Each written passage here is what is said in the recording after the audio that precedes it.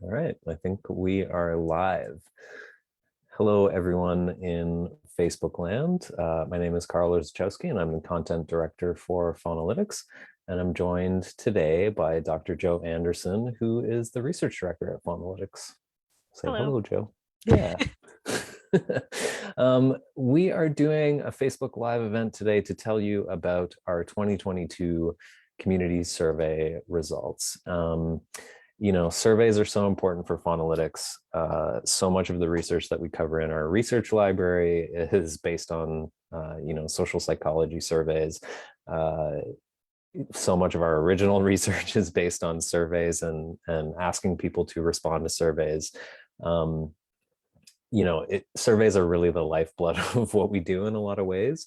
And the community survey in particular is important to us because it is one of the times in the year where we really get a good sense of what the community is getting from our work, and how we can make the delivery of our resources better for everyone. So in this Facebook Live, we're going to talk about the results of the community survey this year, how it compares to some past results, and how it's going to inform our activities going forward. The 2022 Phonalytics Community Survey ran for the last 2 weeks of May. We got just about 400 valid responses and 282 completed surveys, which is a completion rate of about 71%. That's down slightly from the past 2 years, but still very respectable. And while it's impossible to ensure that the survey is representative because we don't know exactly who makes up the Phonalytics community, a representative sample of the same size would have a margin of error of plus minus 4.9%. So up next, Joe is going to give an overview of some of the quantitative highlights. Thanks, Karol, and hi, everybody. So I will just go over a few of the highlights from the survey this year, and we have a blog post available on the site publishing today where all of this and more is covered in more detail. There are too many numbers to go over every single one, but some of them just in a nutshell. First of all, to talk about you, our community, and your interests, about 2/3 of people, 65%, said that they are primarily interested in animals used for food. Some of the other numbers are 8% who are mostly interested in companion animals, 7% wild animals, 6% animals used in science, and around 10 to 12 who wrote in something like all animals, or something along those lines. So our audience really spans a range of interests, but we do see more people who are interested in that side of animals who are farmed, who are used for food in our food system, and that end of things. So looked at another way, we also talk a fair bit about how some of our community is very much coming from the grassroots side of things. That's where Phonalytics started 22 years ago. But there's another really strong side to the community that comes out of the tradition of effective altruism. And so we really saw this in this year's survey, that our audience spans that full spectrum, with approximately roughly equal thirds. 1/3 who consider themselves very much or completely part of the EA, effective altruism community. 1/3 who say that they are not at all part of EA or don't know what it is. And you could read more on our site. There's some resources related to EA on there if you aren't sure what it is.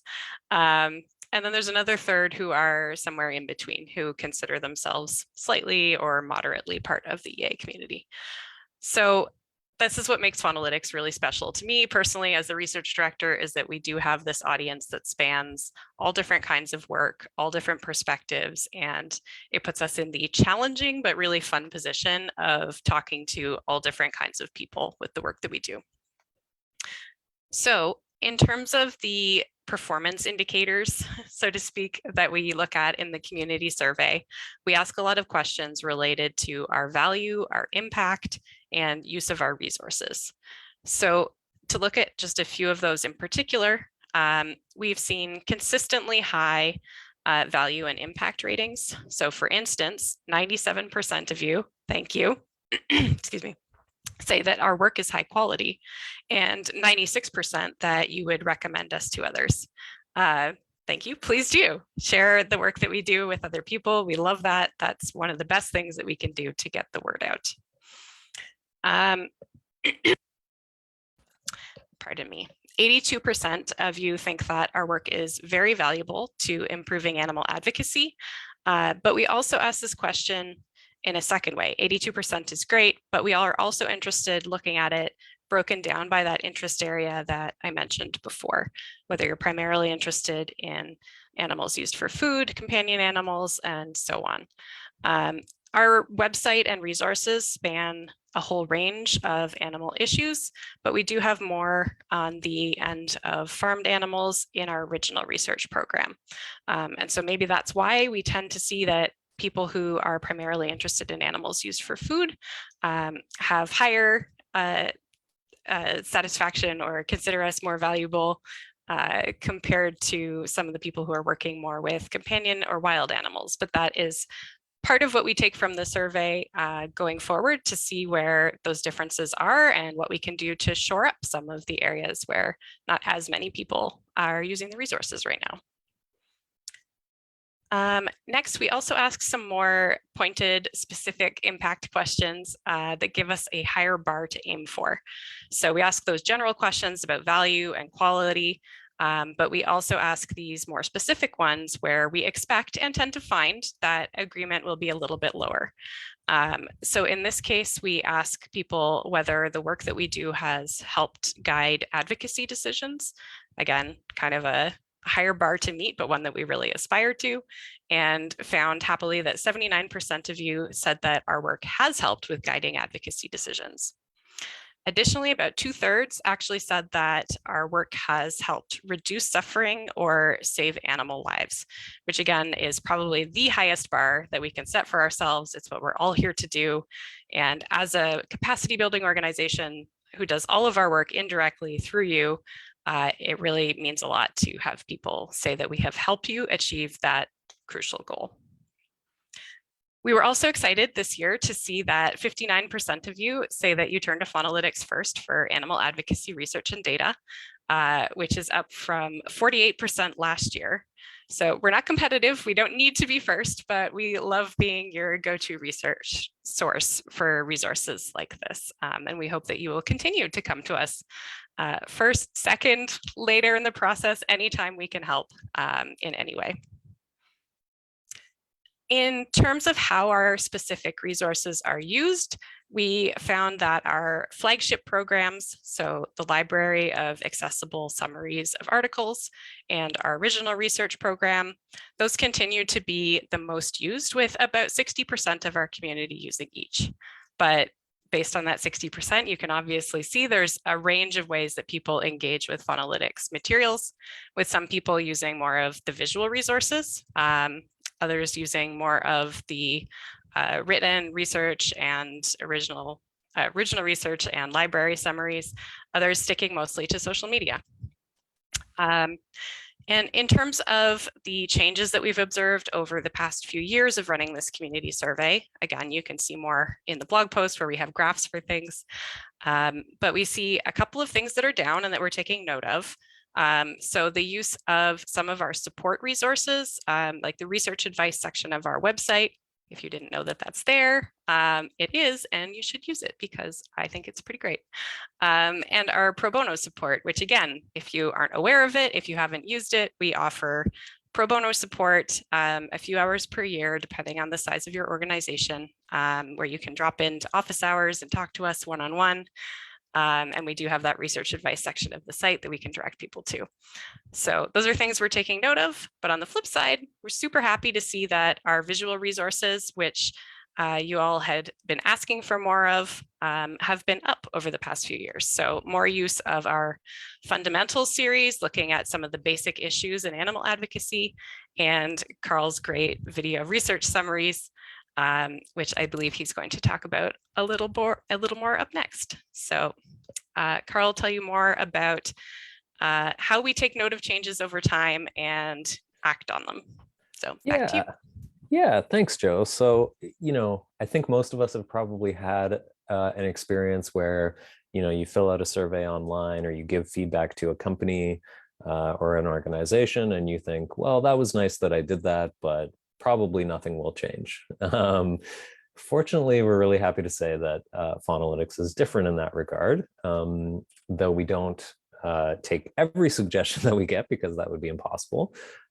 We do keep track of the sort of larger themes that are happening in the feedback that we get, and make an effort to make changes in the direction that's going to help advocates. You all are our constituency, and we want to be responsive to you. So here are some ways that we took the advice that we got last year. So last year we had 3 suggestions that came up pretty frequently. One was to expand our resources with a more global focus. One was to ramp up the creation of visual resources. And one was to make our work even more accessible. So we implemented those in a few different ways. In expanding our resources with a more global focus, we started to keep our eyes open for more research to summarize and add to the library that would look at other parts of the world and other issues than the issues that are important in, say, North America or in the West. We added 25 different studies to our library that explore animal advocacy all over the world, including studies on aquaculture in Africa, Chinese consumers' perceptions of plant-based foods, the way that conservation in India intersects with farmers and wildlife, attitudes towards lab animals in different countries, and much, much more. The full list of those is available in the blog that Joe mentioned before. On a related note, we began to actually translate our resources in earnest, including both original research and study summaries from the library. So you can check out the growing list of translated resources that Jenna is going to put in the comments. And fear not, I know as our web person that this is not the smoothest way to find translated resources, but we're actively working on a better presentation of this that's going to make navigating this growing set of articles a breeze. In terms of ramping up our visual resources, we had already begun the Faunalytics Explains video series, but we kicked it into overdrive this year, and we added I think 7 or 8 different videos. Again, the list is available in the blog. We also continued our overall pace of releasing fundamentals, infographics, and fact sheets. On the video front, the videos that we've added cover everything from animal agriculture subsidies to wool production to potential barriers in the process of going veg. And we'll include a link to the explainer series in the comments as well. And finally, to help make our work even more accessible, we've been paying special attention to simplifying language as much as possible in our editorial process. We've also been going through our library summaries, starting with the most recent ones, and actually bolding key findings and takeaways. So when we were getting a lot of suggestions that we make our study summaries even shorter, or that we, sort of include bullet points at the top so that you don't have to read the whole thing. Those are interesting suggestions, but we really believe in the integrity of what we're doing to simplify these complex studies already, and we didn't want to take that away. So we sort of settled on this compromise where if you are in a hurry and you need to skim the study summary very quickly, the key takeaways are bolded out for you, and you should be able to see them pretty easily. So I'm going to turn it back over to Joe, who's going to talk about some of the qualitative highlights that we found in this year's community survey. And then I'm going to wrap things up with talking about the suggestions that you had for us this year and how we'll be moving forward with those. So back to you, Joe. Thanks, Karol. I feel like a news anchor saying that. Yeah, it does feel that way. So qualitative data, for anyone who doesn't know, in spite of following Faunalytics, is the flip side of quantitative. So the numbers I spoke of earlier are some of my favorite parts, because I'm a nerd, of data. but it is at least as important to get qualitative data as well, meaning the things that people write in when given the chance to leave comments on surveys or interviews or anything like that. It really helps to put color and detail to the numbers that we reported when you say things like our work is high quality or that we have helped you reduce suffering and save lives.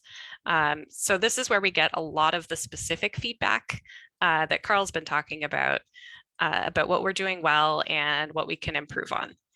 And so I'm not going to dig into specific quotes. They are such a joy for us to read, but I will not bore you by reading them verbatim to you.